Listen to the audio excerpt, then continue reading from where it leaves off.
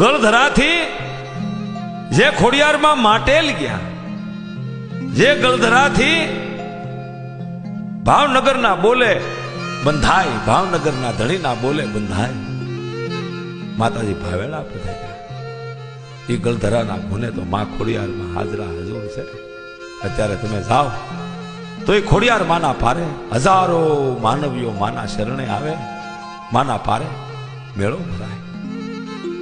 હે જગદંબાના પારે ઉત્સવો થતા હોય.